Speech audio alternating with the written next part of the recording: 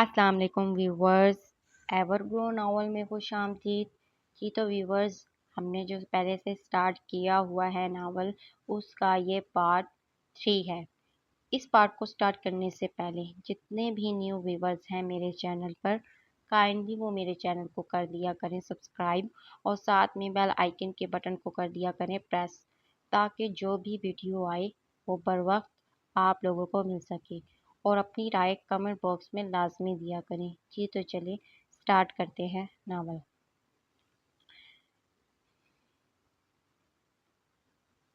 बबली के अंदर के तूफान बैठ गए थे, यासियत हो गई थे। बहरहाल आजकल इसकी शोर यदा सर सोचें इसकी अपनी ज़ात तक महदूद हो गई थी। वो शक्ल बनाए अमूमन बेरी के दरख्त के नीचे चारपाई पर बैठी ठेके पर उठाया दुपट्टा ओढ़ती रहती। रानी की सोच के मुताबिक शायद बबली ने हालात के सामने घुटने टेक दिए थे, समझौता कर लिया था। अब यहाँ इसके लिए कोई नहीं आने वाला। हाँ, मगर रानी की उम्मीद जो जवान थी, इसे न जाने क्यों यकीन था कि इसकी किस्मत का रुख बदल कर रहेगा, और ये कब बदलेगा इस बात का इसे शिद्दत से इंतजार था। तैमूर से छोटी इसकी सगी 3 बहनों में से बड़ी 2 जुड़वां थीं, शुगो और राबिया। शुगा और राबिया। तीसरी राशिदा थी। ये तीनों भी हम वक्त छीना झपटी में मसरूफ रहती, माँ की फटकार और बड़ी बहनों की डांट का गुस्सा एक दूसरे पर निकालती। तीनों अच्छी खासी बड़ी थी। जुड़वां 23 की थीं और छोटी वाली 21 की। शगुफ्ता और राबिया अपनी हद तक का बदला राशिदा के खाल खींच कर निकाला करती थी, और राशिदा की बदकिस्मती के इससे छोटी कोई बहन या भाई नहीं था जिसे मार कर वो अपने दिल की आग ठंडी करती। सो इसने ये आग बुझाने के लिए निस्बतन अलग रास्ता चुना। घर के मकीन एक दूसरे से बुरी तरह से लाताल्लुक रहते थे। सो किसी ने गौर ही नहीं किया कि राशिदा इतनी कम उम्र में फजूल फैशन क्यों करने लगी है। इसके पास कम कीमती की ही सही मगर नत नई चीजें कहाँ से आने लगी हैं। वो घर के कामों से जी चरा कर जरूरत से ज्यादा मोहल्ले गिरी पर क्यों आ गई है। वो इसके तेवर अचानक इतने अजीब से क्यों हो गए हैं। बेटियों की माँ बाप शायद ही कभी पूरे सुकून की नींद लेते हों। बेहतरीन तरबियत करने वाले भी रातों को उठ उठ कर बैठ जाते हैं कि बेटी के माँ बाप जो हों। इस घर में वाहिद माँ बाप बसते थे जो अगर बेसुकून थे तो अपनी अपनी वजह से। जिन्हें रातों को नींद नहीं आती थी तो अपने अपने अमाल की वजह से। दोनों में से एक को भी कभी ख्याल नहीं आया कि वो बेटियों की तरबियत किस नहज पर कर भी रहे हैं या नहीं।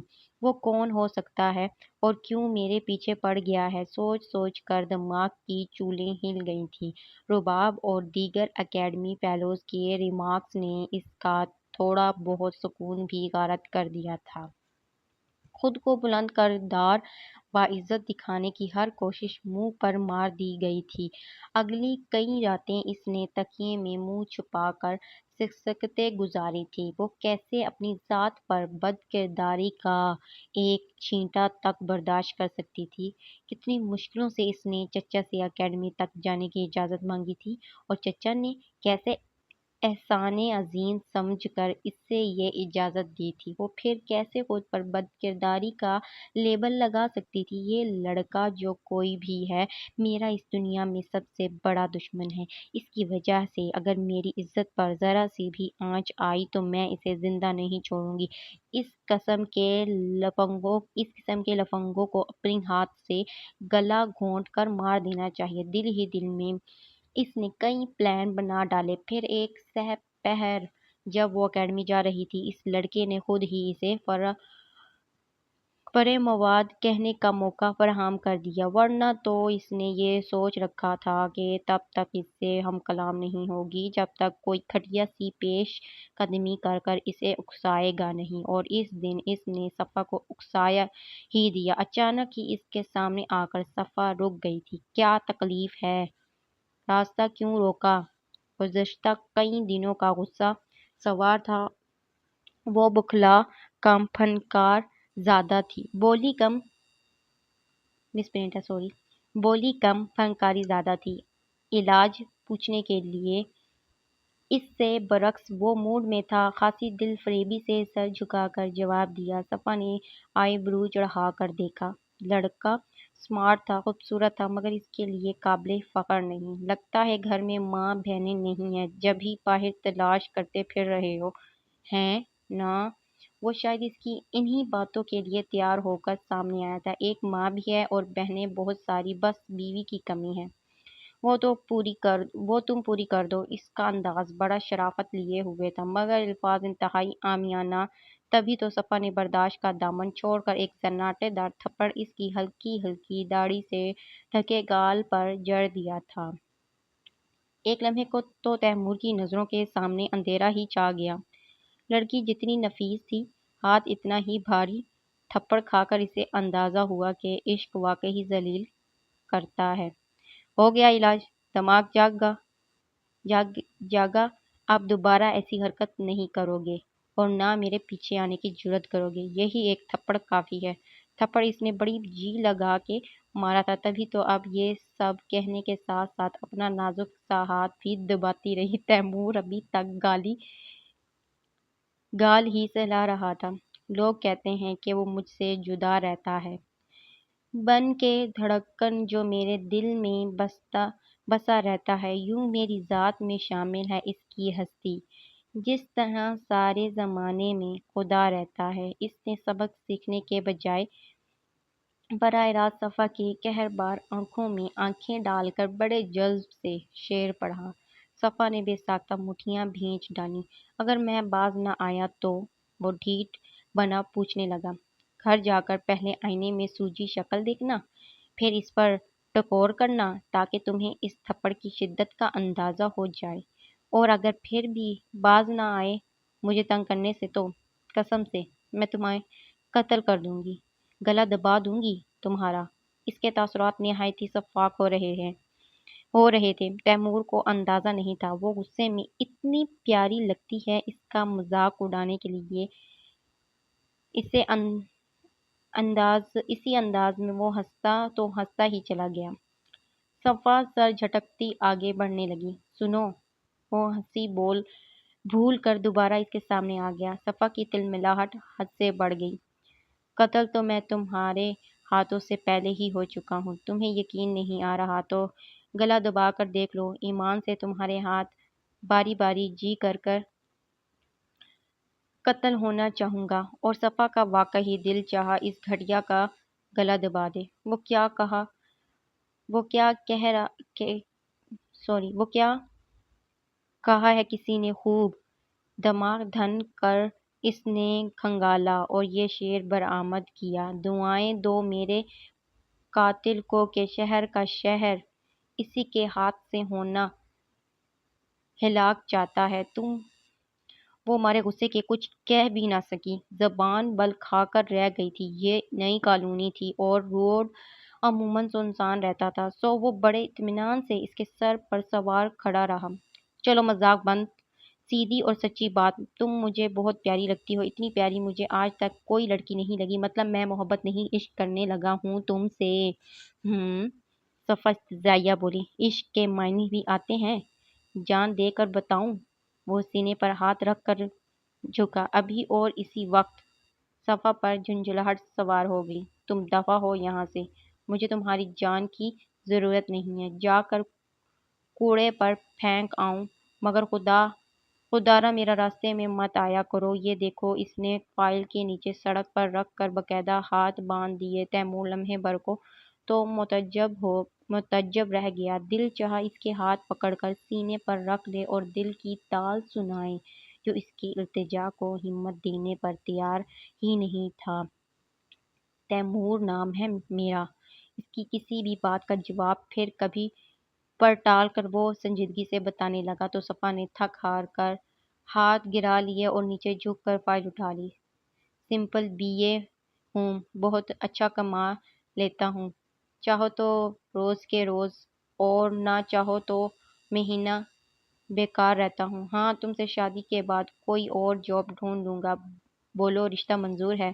تم جانتے ہو تمہاری وجہ سے میں کتنی بدنام ہو رہی ہوں۔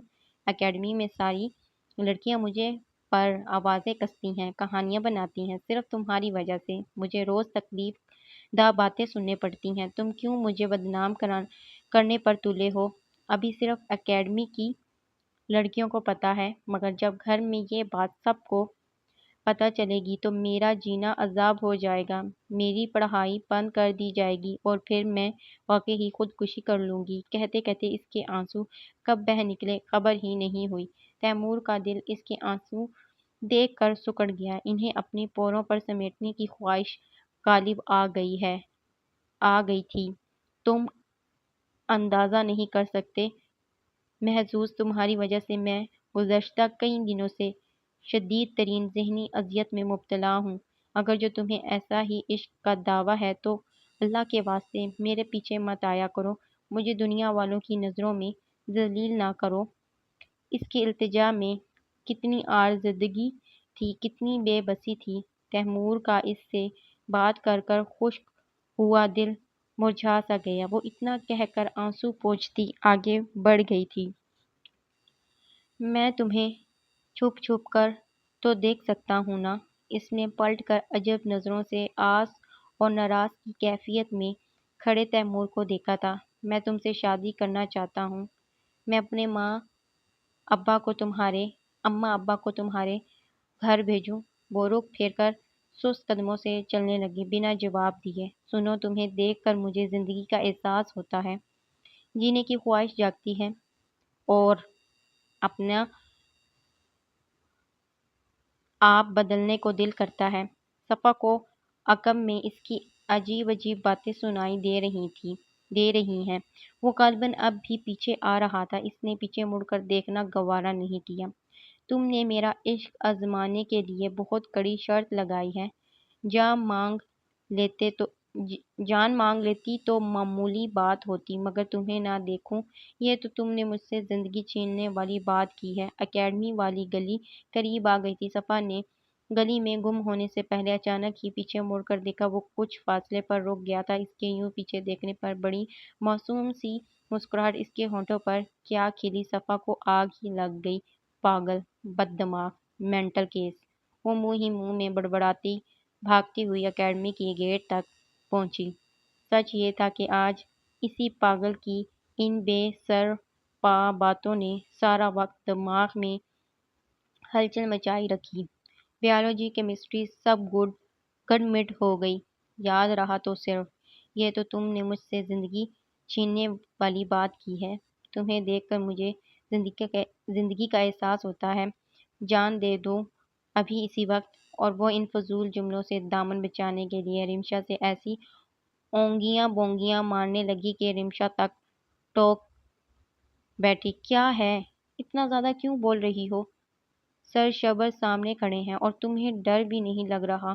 اس نے فوراً زبان دانتوں تلے دبائی تھی کہ کچھ نہیں، بس اتنی خفت محسوس ہوئی کہ حد نہیں۔ ضرور رمشا سوچ رہی ہوگی کہ میں پاگل ہو گئی ہوں۔ ٹائم آف ہونے تک وہ خود پر جھنجھلاتی رہی۔ گھر میں بھی طبیعت یسمرزی سی رہی۔ رات جب سونے کے لیے آنکھیں موندی تو شریر معصوم سی مسکراہٹ سے سجا ایک خوبصورت چہرہ بالکل سامنے آ گیا۔ ڈر کے مارے اس نے پٹ سے آنکھیں کھول دی۔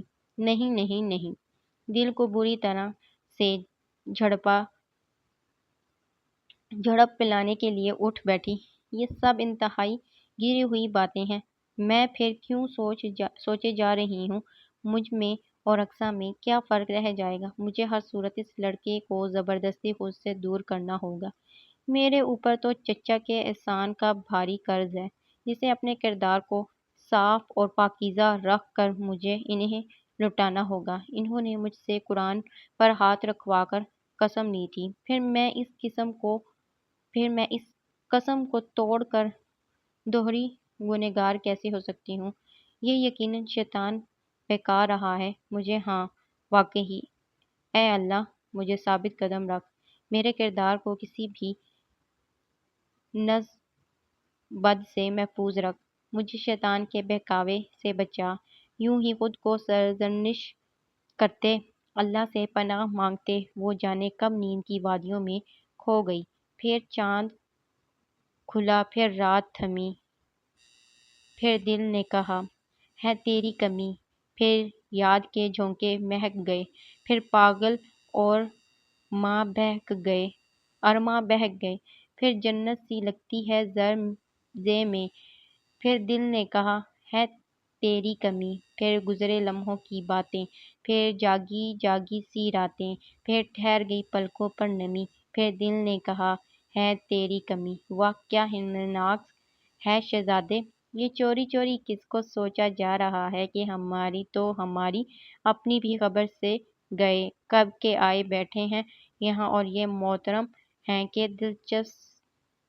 دلچسپی ہی نہیں لے رہے گیم میں، نہ دوستوں میں، ہو کس جہاں میں تم؟ اویس کی پھٹے ڈھول جیسی آواز نے اس کے خیال منتشر کر دیے تھے۔ وہ جو کرسی پر نیم دراز ٹانگیں سامنے ٹیبل پر لمبی کیے ہوئے تھا، چونک کر سیدھا ہو بیٹھا۔ یہی ہوں یار، سب کی نظریں اسی پر تھیں۔ وہ ان سے نظریں چراتا کھڑکی سے باہر کی دنیا میں جھانکنے کی کوشش کرنے لگا، جہاں دھند میں لپٹی رات سیاہ چادر کی بکل مارے ہوئے تھی۔ 8 بجے وہ ساقی، کامی، اسد اور اویس لوگوں کے ہمراہ اس انٹرنیٹ کلب میں آیا تھا، اور اب 11 سے اوپر ہو رہا تھے۔ نہ نہ بادشاہ ہوں، ہم سے چھینا چھپائی، ہم سے غداری، بول یہ کچھ دنوں سے تو اتنا شریف شریف کیوں نظر آنے لگا ہے؟ کون ہے جس نے تیری چٹانوں سے بھی سخت دل میں انٹری ماری ہے؟ ہری اب شروع ہو جا۔ ساقی بھی کرسی اس کے قریب گھسیٹ لایا تھا۔ ہر قسم کی بدمعاشی کرنے کے باوجود میں شروع سے ہی شریف لگتا ہوں، اس بات کی گواہی تو سارا عالم دے گا۔ اگر اس سے بھی زیادہ شریف نظر آ رہا ہوں تو تیرے لیے خوشی کی بات ہونی چاہیے۔ تیری نظریں شریف ہو گئی ہیں۔ اپنی مزاج سے ہٹ کر اس نے لمبی چوڑی وضاحت دے ڈالی۔ یہی بات اسے مشکوک بنانے کے لیے کافی تھی۔ وہ بہت کم اور ناپ تول کر بولا کرتا تھا، چاہے کتنی ہی رنگین محفل کا حصہ کیوں نہ بنتا، اپنی زبان اپنے قابو میں رکھتا تھا، آج کی طرح بخلاہٹ کا شکار نہیں ہوا جایا کرتا تھا۔ زیادہ ہوا میں نہ اڑ اور سیدھی طرح سے کہہ دے، یہ آج کل بیٹھے بٹھائے کن مراقبوں میں چلا جاتا ہے؟ کون ہے جس کو سوچ سوچ کر تیرے چہرے کی کرختگی نرمی میں بدل جاتی ہے اور تو مسکراتا نظر آتا ہے؟ بتا، یہ پردے داری ہمارے بیچ نہیں چلے گی۔ ایک نے ابتدا کی، باقیوں نے سر توڑ کوشش کی، وہ حقیقتاً زچ ہو گیا۔ اب کیا مجھ پر مسکرانے کی پابندی ہے؟ مسکرانے سے بھی مجھے پولیس پکڑے گی؟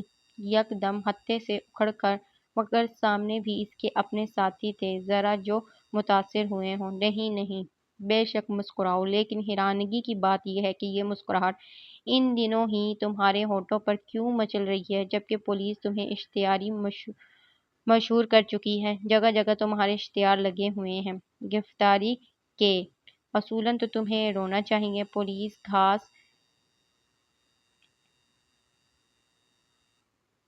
چر چکی ہے، غلط FIR کاٹ کر مجھے اشتہاری نہیں بنا سکتی۔ بے قصور ہوں، اسی لیے مسکرا رہا ہوں، رو نہیں رہا۔ اچھے دوست ہو تم، بجائے میری مسکراہٹ پر خوش ہونے کے مجھے رونے پر مجبور کر رہے ہو۔ اب اس نے کڑے تیوروں کے ساتھ کامی کو گھور کے ان کا دھیان بٹانا چاہا۔ وہ کسی طور بھی انہیں اپنے اس حسین راز میں شریک نہیں کرنا چاہتا تھا، صفحہ پر اس سب کی اور اپنی اس زندگی کی آنچ تک نہیں پڑنے دینا چاہتا تھا۔ عقل کو ہاتھ مار، ہم کیوں رونے پر مجبور کریں گے؟ یہ سارا کیا دھرا سردار اورنگزیب کا ہے۔ تم چونکہ تحصیل ناظم کے ڈھکے چھپے کام کرتے ہو اور سردار اورنگزیب اس ناظم کے مخالف پارٹی کا ہے، تمہارے خلاف یہ جرأت اسی کی ہے۔ جانتا ہوں، لیکن بے فکر رہو، ہمارے ہوتے ہوئے تیرا بال بھی باقی نہیں ہو سکتا۔ اس نے شکر گزار نظروں سے اسد کی جانب دیکھا۔ میرے باپ کہہ رہا تھا تم کچھ عرصے کے لیے ہمارے گاؤں جا چھپو، وہاں کے سردار ان کے دوست ہیں، جب تک اصلی حقائق سامنے نہیں آتے تم چھپے رہو، حالات بہتر ہو جائیں تو پھر نکل آنا۔ اویس کا مشورہ اس نے سوچوں میں گم رہ کر سنا۔ اویس کے ابا بھی ڈھکی چھپی اسمگلنگ کرنے میں شہرت رکھتے تھے اور تیمور کی اپنی سرگرمیاں اس سے مختلف نہیں تھیں۔ شراب کی اسمگلنگ کے دوران تو وہ جیل تک بھی چلا گیا تھا۔ چونکہ اویس بھی ساتھ تھا، جبھی ایک رات ہی گزارنی پڑی پولیس والوں کے نرغے میں۔ اگلی صبح اویس کے بابا انہیں چھڑوا لائے تھے۔ میں ڈرتا ورتا نہیں کسی سے، مونچھوں کو تاؤ دیتے ہوئے وہ بولا۔ پتہ ہے یہ پولیس والے کھال کھینچ لیتے ہیں، اسی لیے اچھا ہے بھاگ چل۔ تب تک اویس کے بابا معاملہ سمیٹ سیٹ کر دیں گے۔ خیر یہ باتیں معمولی کی ہیں، تو جان نہ چھڑوا اور شروع ہو جا۔ یہ دورے تجھ پر کیوں پڑنے لگے ہیں؟ ساقی کے پیٹ میں یقیناً بہت درد تھا، تبھی تو اس نے میز پر سے ٹانگ اٹھا کر اس کے پیٹ میں دے ماری۔ سامنے ہی تو کھڑا تھا، پیٹ پکڑتا وہ دورہ ہی ہو گیا۔ شرافت کی زبان نہیں سمجھ رہا تھا نا تو؟ کتنی بار کہا ہے ایسی کوئی بات نہیں، گھریلو پریشانیاں ہیں اور بس۔ تم کب سے گھریلو ہو گئے؟ ساقی نے کڑا کر آواز نکالی۔ تیمور نے بری طرح سے گھور کر دیکھا تو سامنے منہ چھپانا پڑ گیا۔ قتل ہو جاؤ گے میرے ہاتھوں۔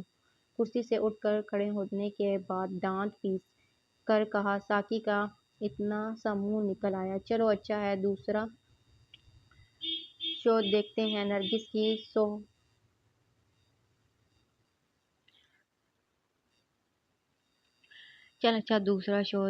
نرگس کی سو جوڑا لگی ہوئی ہے رشکمی سینما میں۔ دل تو کسی کا بھی نہیں چاہ رہا تھا، لیکن رات بھی تو کاٹے تھے، تبھی کامی کی خواہش کو قبولیت کی سند دے دی گئی۔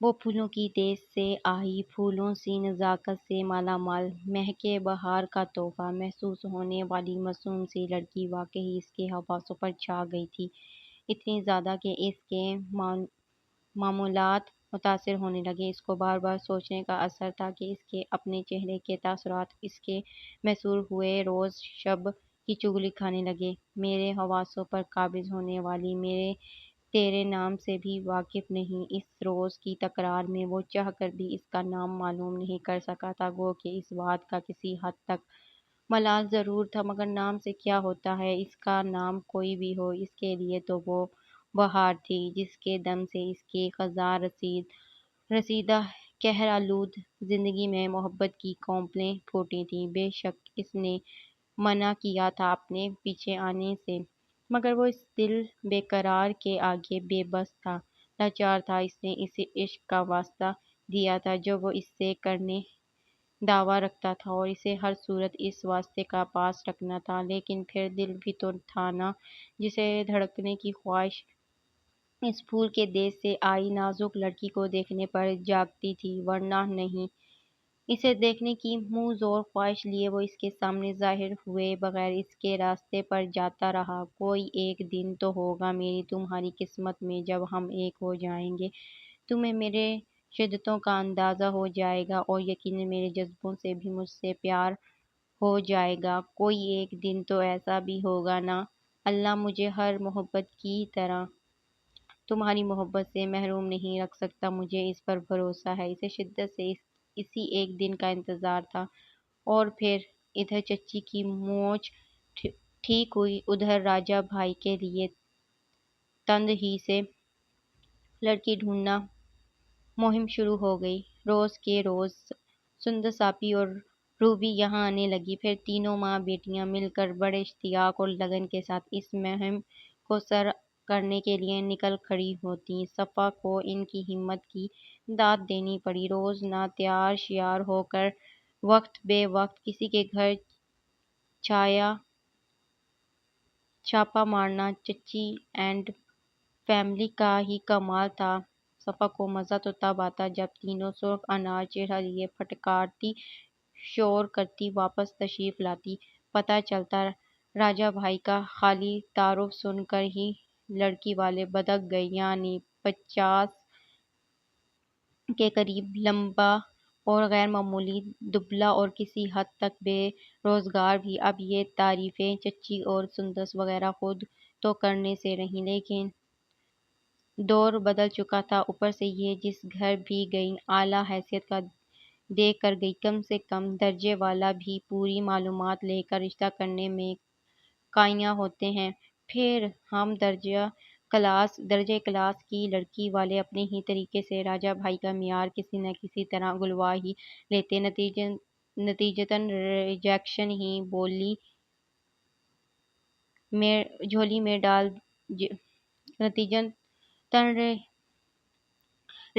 جھولی میں ڈال جاتا۔ واپس آ کر لڑکی والوں پر آیا غصہ منتظر بیٹھے راجا بھائی پر اتارا جاتا۔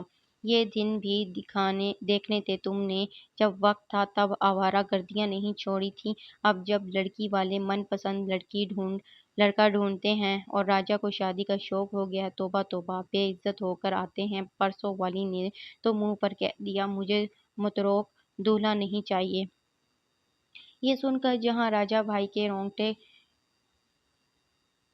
ہوئے، وہیں چچی کے کندھے دباتی صفا کو ہنسی روکنا محال لگا۔ اور آج والی نے کیا کہا یہ بھی بتا دیں۔ روی بھی تپی ہوئی تھی، یہی کہ مجھے پکٹول کے کھمبے سے بیاہ نہیں رچانا۔ اب آپ بتائیں، ڈرائیور کو نہیں بھیج سکتے تھے؟ خود اپنا دیدار کروانے کے لیے ہمیں لینے کے بہانے تشریف لے آئے۔ سندس نے بخشا نہیں سیکھا تھا۔ بیچارے راجا بھائی اس توضیح کے بعد دبک کر بیٹھ گئے تھے۔ صفا کو یقین تھا جس عرق ریزی اور محبت سے راجا بھائی کے لیے لڑکی ڈھونڈی جا رہی تھی، یہ اگر وہ کرتی تو کوئی شک نہیں نئی دنیا دریافت کر لیتی، اور ادھر ایک لڑکی بطور ممانی نہ مل سکی۔ حتیٰ کہ سردیاں ختم ہونے کو آ گئیں اور گرمیاں جھلک دکھانے لگیں، یوں جس مہم کے لیے بڑی گرم جوشی کے ساتھ کمر کس گئی، اسے سر کرنے کے خواہشمند تینوں فریق حسب توقع تھک بھی گئے۔ شربت لاؤ صفا، گلا سوکھ گیا۔ آخری گھر سے انکار کا مزہ چکھنے کے بعد آج وہ تینوں یوں تھیں جیسے صحرا میں گردش کر آئی ہوں۔ حالانکہ موسم خوشگواریت لیے ہوئے تھا۔ صفا جھٹ پٹ اسکوش بنا لائی۔ جھٹ پٹ، اس کے لیے یہ حوالہ سننے میں اپنا ہی مزہ تھا۔ لوگ بھی ہوشیار ہو گئے ہیں، پہلے پہل کہنا شروع کر دیتے ہیں، لڑکا دکھاؤ۔ راجا بھائی اس وقت بڑی معصوم صورت لیے قریب ہی موجود تھے۔ جب سے لڑکی بلکہ لڑکیاں ڈھونڈی جانے لگی تھیں، انہوں نے مستقل یہیں دھرنا مار لیا تھا، اور صفا کو بڑی شدت سے محسوس ہوتا تھا کہ وہ اپنے لیے لڑکی تلاش کرنے پر کچھ خاص خوش نہیں تھے۔ روز ہی بہن بھانجیوں سے کچھ کہنے کے لیے منہ کھولتے اور روز ہی تین بڑی بولی خواتین کی رام کہانیوں میں ان کا منہ بند ہو جاتا۔ صفا کو شک تھا جیسے وہ لڑکی پسند کر چکے ہوں۔ اگر ایسی ہی بات تھی تو انہیں پہلے دن سے بتا دینا چاہیے تھا۔ اب کیا فائدہ، جبکہ چچی اور سندس روبی کی ایڑیاں بھی سوج چکی تھیں۔ ہاں، اور دنیا ہے کتنی چھوٹی، 2 ہفتے پہلے جس کے گھر گئے اس کی بھابھی آج اس لڑکی کے گھر موجود تھی۔ ہمیں دیکھتے ہی کیسے چیخ کر بولی، ارے پرانے زمانے کے شخص کا رشتہ ڈھونڈ رہے ہیں۔ یہ سن کر مجھے بڑا غصہ آیا۔ اے دفعہ کر سب کو، اچانک ہی چچی کو خوف سے بول دی تو بیٹیاں چپ ہو گئیں۔ اگلے چند منٹ یہی بیزار کن خاموشی سب کے بیچ رہی۔ میں شام کے کھانے میں کیا بناؤں؟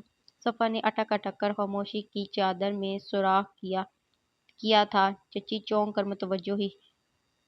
چکن کڑھائی اور ساتھ میں چاولوں کی کوئی ڈش بنا لو۔ انہوں نے نسبتاً آسان سا مینیو بتایا۔ وہ سر ہلاتی اندر چلی گئی۔ چچی کی نظروں نے کچن تک اس کا تعاقب کیا تھا، بڑے پرسوچ انداز میں۔ دفعہ کرو باہر کی لڑکیوں کو۔ یوں ہی کچن کے آدھ کھلے دروازے کے اندر تاکتے انہوں نے سرگوشی کی، جو راجا بھائی کی سماعت نے بآسانی سن لی۔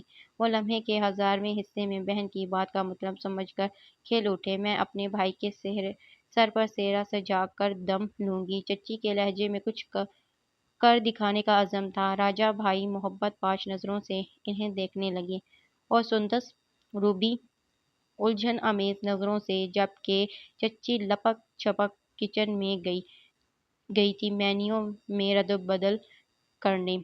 بیری کے درخت پر چڑیوں کی چہکار معمول سے ہٹ کر تھی، مگر کوئی بھی ادھر متوجہ نہیں تھا کہ اس چہکار سے بھی کہیں زیادہ شگوفے رابعہ اور رانی کی آوازیں تھیں جو لا یعنی بحث کی صورت اختیار کر گئی تھی۔ درخت کے نیچے چارپائی پر بیٹھی ببلی کی توجہ کپڑے اور فریم سے ہٹ کر کمرے کے ادھ کھلے دروازے سے نظر آتے ابا پر مرکوز تھی، جو چارپائی پر ٹانگیں لٹکا کر بیٹھے دونوں ہتھیلیاں سامنے پھیلائے نہ جانے لکیروں کے جال میں کیا تلاش کر رہے تھے۔ قدرے فاصلے ہونے کے باوجود بھی ببلی دیکھ سکتی تھی۔ ان کا چہرہ کسی بھی افسردہ زیائی یا محاصرے کے عمل سے نہیں گزر رہا، بلکہ وہاں اپنے ہی دکھوں کی، اپنی ہی ذات کے کچلے جانے کی داستان ایک تکلیف کی صورت رقم تھی۔ ان کے اندر کی توڑ پھوڑ ان کا چہرہ کھل کر عیاں کر رہا تھا۔ ان کے ڈھلکتے ہوئے شانے خود ترسی کی تفسیر بنی شکل صرف اور صرف خود پر بیتی برسوں پرانی قیامت کا حوالہ سنا رہی تھی۔ ان کے کسی بھی انداز سے ذرا بھی نہیں جھلک رہا تھا کہ وہ خود سے ہٹ کر، خود سے وابستہ اپنی ہی وجود کے حصوں کی محرومی پر بھی افسردہ، شرمندہ اور شکست خوردہ تھے۔ ہمیشہ کی طرح وہ مظلومیت کو سوار کیے بیٹھے تھے تو صرف اپنے لیے، اور ببلی کو ہمیشہ کی طرح ان کا یہ شکستہ ریزہ ہوا انداز اندر سے کلسا گیا۔ یہ دونوں ہاتھوں میں پکڑی سوئی تک اسے بھول گئی۔ کب اپنی ذات کے خول سے نکلیں گے اور کب اولاد کے آج اور کل کے بارے میں سوچیں گے۔ ان دونوں کے یہ مراقبے دیکھ کر تو لگتا ہے کہ یہ تب ہوش میں آئیں گے جب پانی سر سے اونچا ہو جائے گا۔ یقیناً سوئی اچانک اسے چبھی تھی کی آواز کے ساتھ ہی وہ حواسوں میں لوٹی تو ارد گرد غیر معمولی شور سنائی دیا۔ میں نہیں دھوتی یہ برتن، اپنی اس نواب زادی سے کہو جو سارا دن مٹر گشتی پر نکلی ہوتی ہے۔ رابعہ اماں کو بد لحاظی سے جواب دے رہی تھی، جنہوں نے کمرے میں رکھے کب سے مکھیوں کے خوراک بنے جھوٹے برتن دھونے کو کہا ہوگا۔ کدھر گئی ہے وہ بذات گھر کے کاموں سے جی چرا کر باہر کہاں نکل جاتی ہے؟ تیری لاڈلی ہے نا، ہم تو ہیں سوتیلے، ہماری تو ذرا سی بات پر کھال ادھیڑ کر رکھ دیتی ہو، اور اس کے لیے اتنی چھٹی شگوفہ۔ اماں کی بات کے جواب میں کہا تو پھر لا یعنی جھگڑے کا وہی پرانا سین شروع ہو گیا۔ راشدہ کی غیر موجودگی پسے پشت چلی گئی۔ اتنا شور ہو رہا تھا کہ ببلی کے کان پھٹنے لگے۔ سوئی فریم اور دھاگے سمیٹ کر اندر جانے سے پہلے اس نے دیکھا ابا ہر شے سے بے نیاز ہوئے اپنی ہتھیلی میں کھوئے ہوئے تھے۔ دماغ تو ٹھیک ہے تمہارا؟ چچی کی توقع کے بالکل برعکس چچا بھڑک اٹھے تھے، حالانکہ ساری بات سننے کے دوران ذرا بھی نہیں لگ رہا تھا کہ وہ غصے میں آ چکے ہیں۔ لیں بھلا، چچی برا مان گئی، اس میں دماغ خراب ہونے کی کیا بات ہوگی؟ میں نے بھلے کے لیے ہی کہا ہے، اپنا بھلا اپنے تک ہی رکھو۔ چچا درستگی سے بولے، زندہ ہوں میں بھتیجے کا برا بھلا پہچانتا ہوں، ابھی اتنا بھی خود غرض یا بے حس نہیں ہوا کہ معصوم بچی کو پکڑا کر تمہارے بے عقل بھائی کے ساتھ باندھ دوں۔ دنیا تھوک تھوک کرے گی ہی، خود میرا اپنا ضمیر بھی ملامت کرے گا۔ دوبارہ یہ مشورہ کبھی نہ دینا۔ چچی بیچاری پہلو بھی نہ بدل سکی۔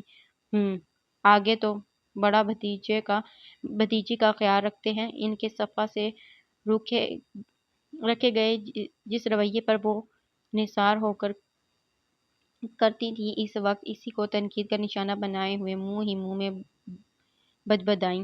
چچا نے یوں برا مالا ان کی کسی بات سے کبھی انکار نہیں کیا تھا، اسی مان کو ہی تو سر پر سوار کر کر وہ آج اپنے اکلوتے بھائی کے لیے شوہر کے سامنے سوال کرتے ہوئے نہیں ہچکچائیں۔ یہ پتہ نہیں تھا کہ چچا بھڑک کر ان کی سٹی ہی گم کر دیں گے۔ تمہارے بھائی کو دنیا والوں نے بیٹیاں نہیں دی تو تم کو یہ معصوم نظر آ گئی؟ کیوں، ایسا لاوارث سمجھ لیا تھا کیا؟ چچا کا اشتعال اب بھی برقرار تھا۔ مارے صدمے کے چچی کی انگلی ٹھوڑی پر ٹک گئی۔ نیکی کر رہی تھی؟ جی پتہ نہیں تھا آپ کے دل میں بڑا درد ہے بھتیجی کے لیے۔ میں نے تو بیٹی سمجھ کر رشتہ ڈالا تھا بھائی کا، اور کون آئے گا اس کے لیے؟ کیوں؟ چچا نے آئی برو جھکائے۔ اس کے پچھلوں کے کرتوت دنیا بھول گئی کیا؟ اماں، ماں اور بہن نے جو چاند چڑھائے لوگوں کو وہ یاد ہے؟ کوئی جان بوجھ کر اس کو کیوں اپنائے گا کہ جس کی ماں بہن نے گھر سے بھاگ کر شادی کی؟ یہ تو میرا جگر ہے جو… بس، چچا نے ہاتھ میں پکڑی کتاب زور سے بند کی۔ اب چپ کر جاؤ، صفا کے خلاف آئندہ سے یہ پہاڑے میرے سامنے مت پڑھنا۔ میں نے کہہ دیا نا کہ میں زندہ ہوں، جب اور جہاں چاہوں گا اس کی شادی کروں گا۔ تم اس فکر میں مت گھلو، اور اب جاؤ میرے لیے دودھ گرم کر لاؤ۔ چچی کا صدمے سے بھرا سکتہ اگلے 3 منٹ بعد ٹوٹا۔ وہ خود کو بمشکل کچن میں گھسیٹ کر لے گئی، جہاں وہ صفا پہلے سے موجود تھی۔ میں بھی مری نہیں، دیکھتی ہوں میرے ہوتے ہوئے یہ ڈائن کی بیٹی کیسے باعزت گھر جاتی ہے۔ نرگس نام بدل ڈالوں گی اپنا۔ اسے بڑی کٹیلی نظروں سے گھورتے ہوئے انہوں نے سوچا تھا، دودھ گرم کر دے اپنے چچا کے لیے۔ ان کی زبان سے فنکار نما حکم ملتے ہی صفا نے برتن دھونا چھوڑ کر دودھ کی پتیلی چولہے پر رکھ دی۔ چچی کے گھورنے میں آج نئی کہانی تھی۔ صفا کے اندر سنسناہٹ سی دوڑ رہی تھی۔ اور پھر یوں ہوا کہ وہ واقف ہو گئی اس کی اصلیت سے۔ اس رات 11 بجے کے قریب اس کی طبیعت اتنی خراب ہوئی کہ تیز ترین بخار پر آہ نہ نکلنے والی نڈھال ہو کر چچا کی اسٹڈی میں جا پہنچی۔ صفا، تم خیریت؟ چچا کے منہ سے اتنا نکلا، خیریت کتنی تھی اس کا اندازہ انہیں صفا کی زرد صورت دیکھ کر ہو گیا۔ وہ نچڑی سی کھڑی تھی۔ چچا، ابا بہت الٹی آ رہی ہیں، رک ہی نہیں رہی، مرنے والی۔ میں انہیں دیکھتے ہی آنسو چھلک پڑے۔ اس کی گرد گو حالت بتا رہی تھی کہ وہ بہت بیمار ہے۔ ہمیشہ سرد آنکھوں سے دیکھنے والے چچا اس وقت کتاب رکھ کر فل فور کھڑے ہو گئے۔ بتایا کیوں نہیں؟ شام میں لگ تو یوں رہا ہے جیسے کب سے الٹیاں آ رہی ہیں۔ نہیں، ابھی گھنٹہ بھر پہلے سے آنا شروع ہوئی ہیں۔ پہلے ہاتھ پاؤں ٹھنڈے ہو رہے تھے، دل بند ہو رہا تھا، سر چکرا رہا تھا۔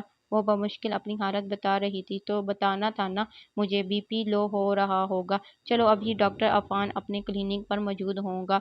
وہ واقعی برے حال میں تھی، تبھی تو چوں چرا کیے بغیر چچا کے پیچھے ہو لی۔ جس وقت وہ لاؤنج سے نکل رہے تھے، چچی بھی مندی آنکھوں کو کھولنے کی کوشش میں ہلکان ہوتی خود کو گھسیٹ لائی۔ ارے کہاں جا رہے ہیں آدھی رات کو؟ چچا اور صفا برآمدے کی سیڑھیاں اتر چکے تھے جب وہ چلی آئی۔ صفا کو ڈاکٹر کے پاس لے جا رہا ہوں، الٹیاں لگ گئی ہیں اسے، چچا نے ٹھہر کر بتایا کہ ایسے وہ چھوڑنے والی نہیں تھی، اور پھر موٹر سائیکل نکال کر گیٹ سے باہر لے گئے۔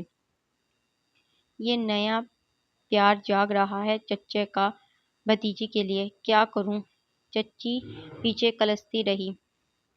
رک رک رک، ابے رک۔ وہ 4 لڑکے تھے، ایک بالکل بائیک کے سامنے آ کر بولا، اور باقاعدہ تن کر کھڑا ہوا تو چچا کو موٹر سائیکل روکنی پڑی۔ صفا نے چاروں لڑکوں کے ہونیوں سے گھبرا کر چادر اور چہرے پر سرکا لی تھی۔ اتنی رات گئے کدھر جا رہے ہیں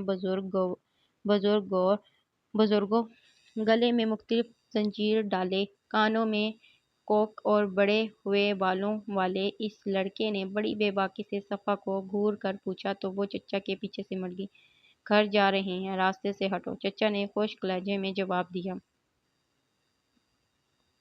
لو، ہٹ گیا۔ لڑکا فوراً 2 قدم دائیں طرف کھسکا۔ پر تم بھی اس موٹر سائیکل سے اتر آؤ۔ کیوں؟ ماڈل دیکھنا ہے؟ کون سا ہے؟ لڑکے نے نہایت سنجیدگی سے کہا۔ اس کی یہی سنجیدگی باقی تینوں کو بے ہنگم کہکہ لگانے پر مجبور کر گئی۔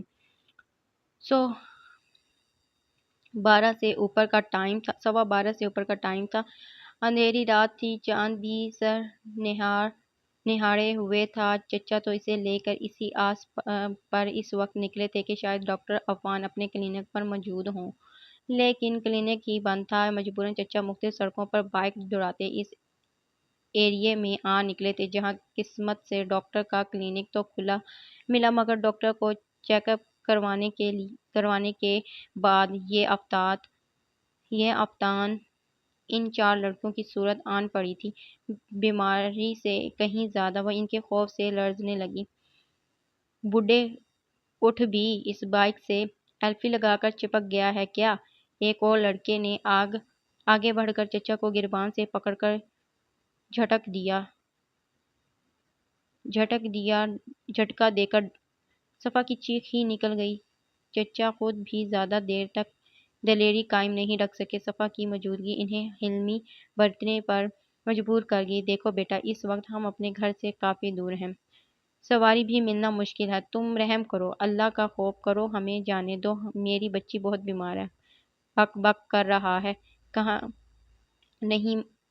نہیں مانا رہا۔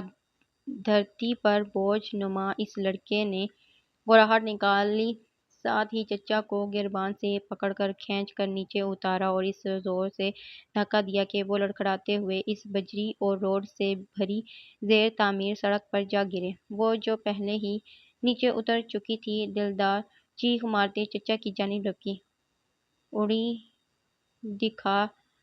اڑی دکھا رہا ہے آگے سے اپنی زندگی اور بیٹی کی عزت پیاری ہے تو ساری جیبیں خالی کر اور راستہ ناپ۔ چچا کوہنیوں کے چلنے کی تکلیف بھول بھال اس بات کے اثر کی تکلیف سے بے حال ہو گئے۔ صفا کا سہارا لے کر اٹھنے کے بعد انہوں نے جیب سے موبائل اور پرس میں پڑے چند ہزار کے نوٹ نکال کر اس لڑکے کے ہاتھ میں دے دیے تھے، جبکہ رسٹ واچ دوسرے نے جھپٹ کر اتار لی تھی۔ یہ موٹر سائیکل تجھے اپنی بیٹی کی عزت سے زیادہ پیاری تو نہیں ہوگی؟ چچا نے صفا کو پیچھے ہی چھپا لیا تھا، جس کی ریڑھ کی ہڈی میں دوڑتی سنسناہٹ ناقابل برداشت ہو گئی۔ رات کے یہ پہر ڈراؤنے ہو گئے تھے۔ صفا کی سسکیاں ماحول کو اور زیادہ پراسرار بنانے پر تلی ہوئی تھیں۔ پھر جس وقت چچا نے اپنے کپکپاتے ہاتھ میں اس کا ٹھنڈا بے جان ہوتا ہاتھ پکڑ کر قدم آگے بڑھائے تھے کہ وہ دائیں طرف بنی ایک دکان میں سے باہر آتا دکھائی دیا۔ لگتا ہے لمبا ہاتھ مارا ہے، وہ قریب آ کر کہنے لگا۔ صفا کے قدم ٹھٹک گئے تھے، اس کی آنکھوں میں تیرتی بے یقینی پڑھی جا سکتی تھی۔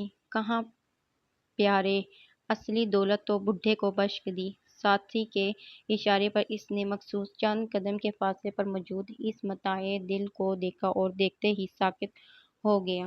بے شک اس نے چادر اچھی طرح سے لپیٹ رکھی تھی، لیکن اسی چادر کو ہی تو وہ نہیں بھول سکتا تھا جس کے ہالے میں چمکتا چاند اس کا سب کچھ لے گیا تھا۔ او نہیں! صفا کی آنکھوں سے بے یقینی چھٹ گئی تھی، مگر حقارت نفرت کی چنگاریاں اسے ڈرانے ڈول کر گئی۔ وہ حقیقتاً لڑکھڑایا تھا۔ چلو بیٹی، بہت دیر ہو گئی ہے۔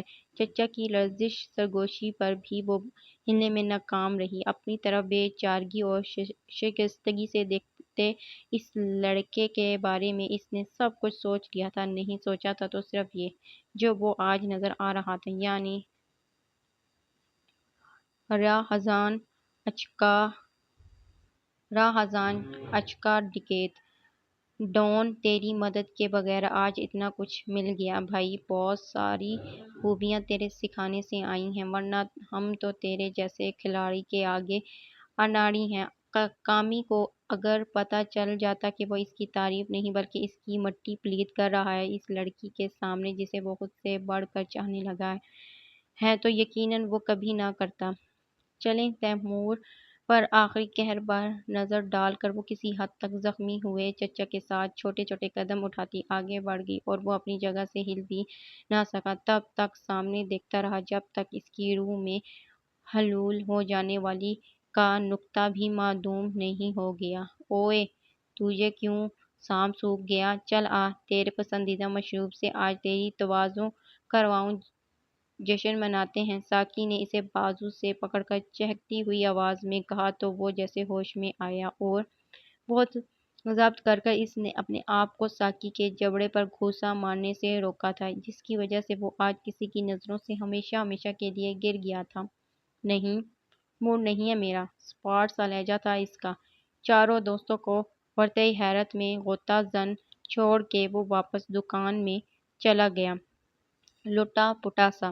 چچی نے تو رات میں ہی نہیں بخشا تھا، مگر اگلے دن قیامت خیز ثابت ہوا۔ دونوں بیٹیاں شوہروں سمیت حاضر ہو گئی تھیں اور راجا بھائی بھی ان سب کے سامنے۔ باقاعدہ اسے 72 رسید کرنے کے بعد جو چچی شروع ہوئی تھی تو ابھی تک نہیں تھکی تھی۔ ارے نیا پیار جاگ گیا تھا تمہارے ابا کے سینے میں، آدھی رات کو لے کر گئے جیسے صبح نہیں آنی تھی، یا اس بد شکل نے رات میں ہی مر جانا تھا۔ وہ سب لاؤنج میں اکٹھے تھے۔ پہلی بیوی، پھر رونگٹے کھڑے کر دینے والا حادثہ، اور اب چچی اور بیٹیوں کے نشتر۔ اس کی حالت حد سے زیادہ یسمردہ ہو رہی تھی۔ ایک ہی رات میں چہرے کا خون نچڑ گیا تھا۔ چچا کو زخم ضرور آئے تھے گرنے کی وجہ سے، لیکن اتنے نہیں جتنے چچی نے آہ بکا مچا کر نشر کیے تھے۔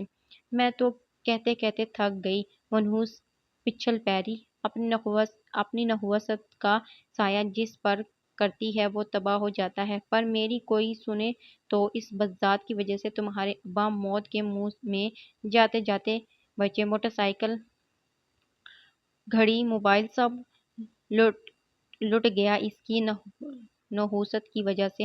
وہ سسکنے لگی۔ چچا توپ کے گولے جو داغ رہی تھی چچی جو توپ کے گولے داغ رہی تھی۔ ڈرامے باز، اب یہ نیا بہانہ، بچ گئے ہمارے ابا۔ روبی اماں کا تو پرتو تھی۔ اسی اثنا میں چچا ابا کمرے سے اٹھ کر سب کے بیچ آ گئے۔ پہلی بار ایسی خطرناک صورتحال کا سامنا ہوا تھا۔ وہ خود بھی زرد ہو گئے تھے۔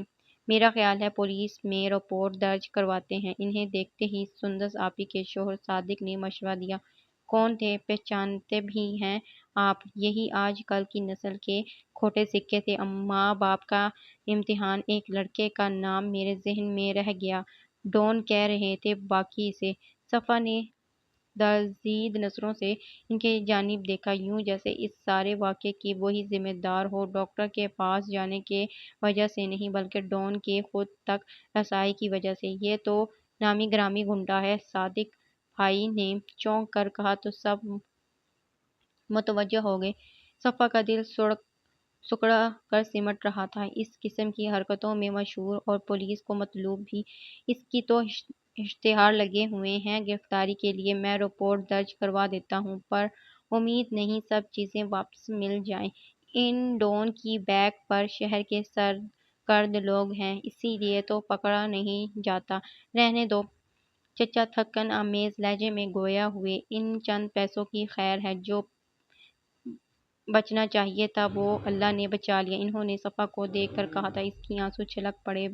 چچا کا خون تھی وہ، انہیں کیسے نہ فکر ہوتی، ورنہ چچی نے تو رات سے لے کر اب تک اس کی آدھی جان ختم کر ڈالی تھی۔ ہاں ہاں، چچی ایک بار پھر ایکشن میں آ گئی۔ ہمارے لیے آپ کی جان سے بڑھ کر قیمتی تو نہیں تھی وہ چیزیں۔ آپ خیر و عافیت سے گھر لوٹے، ہمارے لیے یہی اللہ کا احسان ہے۔ دانستہ انہوں نے چچا کی بات کا رخ اپنی مرضی کا رنگ دے کر موڑا۔ صفا کی عزت ذلت سے انہیں کیا غرض؟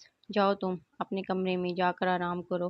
چچا نے اسے دیکھے بغیر بے تاثر لہجے میں کہا تو وہ مشکور سی وہاں سے ہٹ گئی۔ چچی جزبز تو بہت ہوئی، پر کچھ کہنے سے باز رہیں۔ آج مسلسل 7واں روز تھا اس کے چکر، پہلے اکیڈمی اور پھر پارک کی طرف رفتار پکڑ گئے، مگر وہ پھولوں سی نازک نفیس اس کے متاع روح نظر نہ آئی۔ کیوں نہیں آ رہی وہ؟ کیا وجہ ہو سکتی ہے؟ ہاتھ میں پکڑ کر پھول مسل کر وہ اضطرابی کیفیت میں کھڑا ہو گیا۔ پارک میں گہما گہمی عروج پر تھی۔ وہ سب لاتعلق عروج پر ٹہلنے لگا۔ کہیں بیمار نہ پڑ گئی ہو؟ اس رات بھی تو بہت کمزور سی لگ رہی تھی۔ ہزار طرح کے سوالوں کے جواب وہ خود ہی تراشتا رہا تھا۔ مجھ سے پہلے بھی ناخوش تھی، اب تو اور زیادہ منتفر ہو گئی ہوگی۔ میرے لاکھ یقین دلانے پر بھی کہ اسے دیکھ لینے کے بعد میرا دل اب صرف اسے سوچنے کی ڈیوٹی پر لگ گیا ہے۔ باقی ہر شے کی چاہ مٹتی جا رہی ہے۔ وہ کبھی یقین نہیں کرے گی، لیکن میں کیا کروں؟ میرے لیے اب اس کی محبت کا حوصلہ زندگی اور محبت کا معاملہ اختیار کر گیا ہے۔ میں جس قدر بھی ہو سکے خود کو اس کی وضائع و پسند کے مطابق ڈھال کر اس سے محبت کی بھیک مانگوں گا، ہر برا کام چھوڑ دوں گا، بس ایک وہ مل جائے۔ اللہ پاک جس رب کا وہ بھولے سے بھی کبھی یاد نہیں کرتا تھا، وہ یاد آتا بھی تو تب جب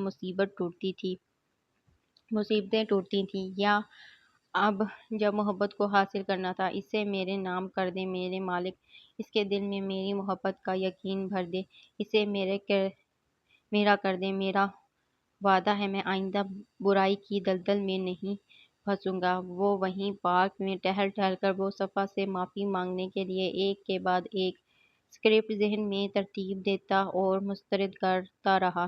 دل جنون کی حد تک صفا سے سامنا کرنے پر بضد ہو رہا تھا، وہ بے بس کہ اس سے ملنے کی کوئی صورت ہی نہیں پیدا ہو رہی تھی۔ گزشتہ 7 دنوں سے وہ نہ اکیڈمی گئی تھی اور نہ کتابوں کو ہاتھ لگایا تھا۔ اکیڈمی کی تو چلو خیر تھی کہ اکثر لڑکیاں فری ہو رہی تھیں، لیکن پڑھائی سے بھی جی اچاٹ ہو جانا ٹھیک نہیں تھا۔ ایگزام زیادہ دور نہیں رہے تھے۔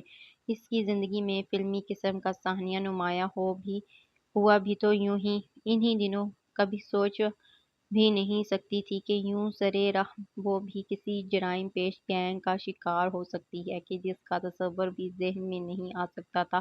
فلموں و افسانوں میں رونما ہونے والے یہ دل کو جکڑ دینے والا قصہ اس کے ساتھ کیا پیش آیا؟ اعصاب ہی شل ہو گئے تھے، ایسا کہ ابھی تک نہیں جاگ سکے تھے، اور جو چچا کو بھنک بھی پڑ گئی کہ جس لڑکے کا نام ان کے ذہن میں رہ گیا ہے وہی لڑکا میرے پیچھے بھی پڑا ہوا ہے، تو وہ جانے میرا کیا حال کریں گے۔ یہ جو کبھی کبھی کے ہمدردیاں میرے ساتھ جتاتے ہیں، اسے بھول بھال یا تو میری قبر یہیں گھر میں کھود ڈالیں گے یا مجھے کسی نشئی فقیر یا بڈھے کے پلے باندھ دیں گے۔ وہ جھرجھری لے کر مزید سوچتی۔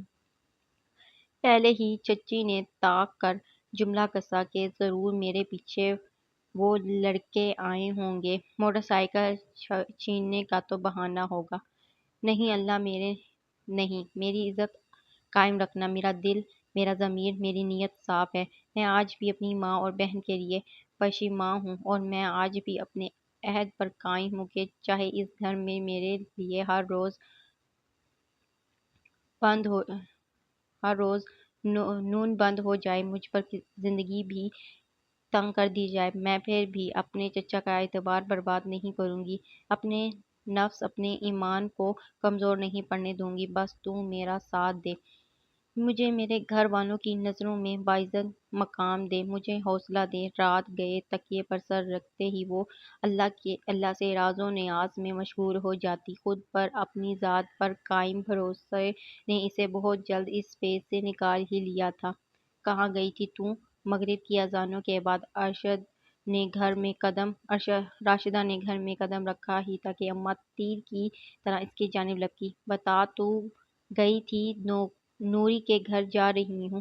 اس کی آنکھوں میں خوف کا شائبہ تک نہیں تھا۔ ماں کی کٹیلی تیور نظر انداز کیے وہ کمرے میں جانے ہی لگی کہ اماں نے اس کو چوٹی سے پکڑ کر کھینچا۔ اس کے نتیجن باقی سب کو متوجہ کر گئی۔ اس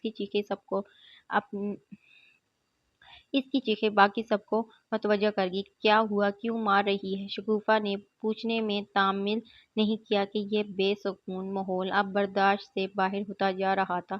سارا دن چیخ چیخ اور راحت ہاتھا پائی یہ منحوس نوری کے گھر کا کہہ گئی تھی۔ نہ مجھے بتایا وہاں کون سے حلوے پکے ہوئے ہیں جن کی خوشبو تجھے وہاں کھینچے لے جاتی ہے اور واپس بھی نہیں آنے دیتی۔ اس کے بال ابھی ابھی اماں کی مٹھی میں تھے، بنا پرواہ کیے کہ وہ بے دردی سے چٹیاں دبوچے ہوئے تھی۔ بڑی جلدی خیال آ گیا پوچھ تاچھ کا۔ ببلی جلدی ہی اکتا گئی اس سین سے اور معنی خیز جملہ اچھال کر واپس اندر چلی گئی۔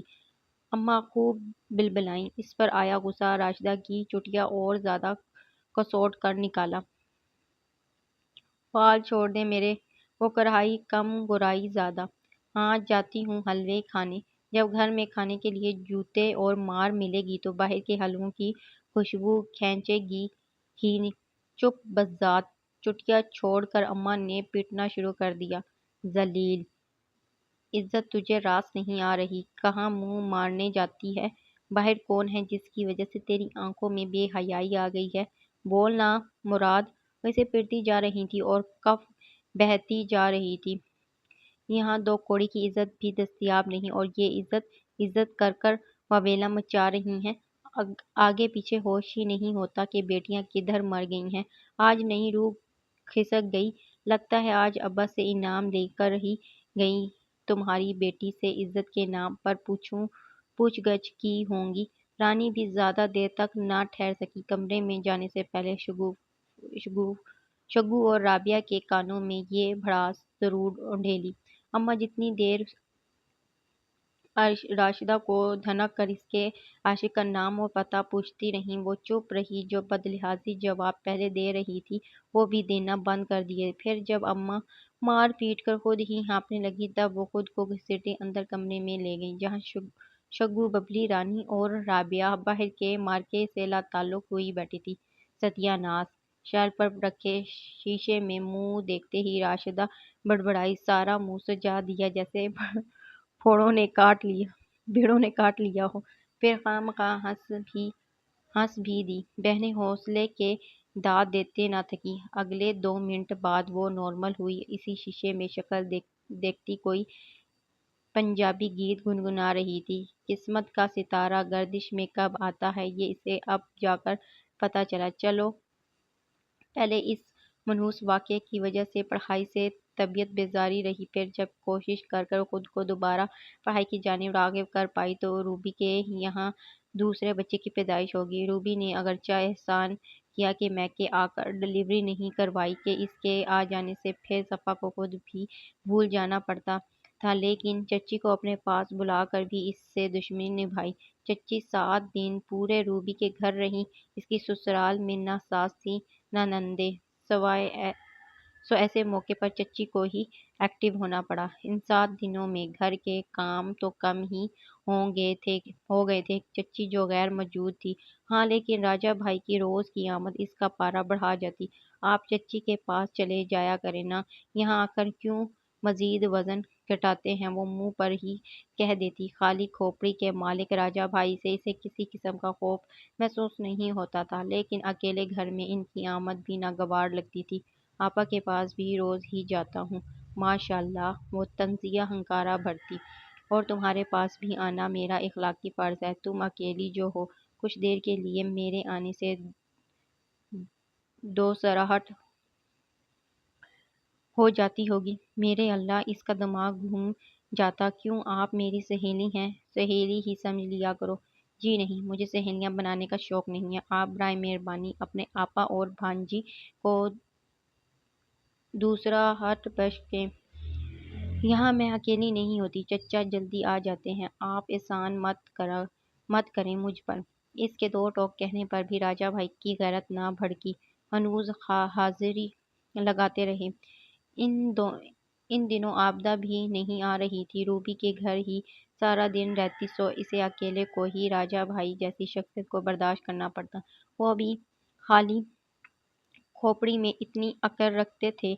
इसी टाइम आते जिस टाइम चच्चा गैर मौजूद होते। इनका आना सफ़ा को इतना भी ना घुलता। अगर वो यहाँ आकर बड़ी फुर्सत है इसे घूरने ना बैठ जाते। वो जो काम करती, जिधर जाती मुड़ती, राजा भाई की नजरें भी साथ साथ रहती। 7 दिन बाद जब चच्ची आई तो इसे यकीनन खुशी हुई जैसे भी थी। इनके होने से एक साहिबान तहफ़्फ़ुज़ और माँ के होने का तासुर मिलता था, मगर आते ही इन्होंने इसकी खुशी मलिया मेट कर दी। तुम अपने जो दो चार जोड़े बांध लो। वो मनहूस माली आबदा को अब गांव जाना याद आ गया। रूबी तो अभी उठ भी नहीं सकती, कहाँ घर के काम देखे। मैंने तो कहा भी कि मेरे साथ चलो, वहीं रह लेना कुछ दिन, पर बोली ना, नासिर ऑफिस जाने के लिए वैसे भी तंग होता है। तुम चली जाओ 10-15 दिन, जब तक वो काले मुंह वाली नहीं आती।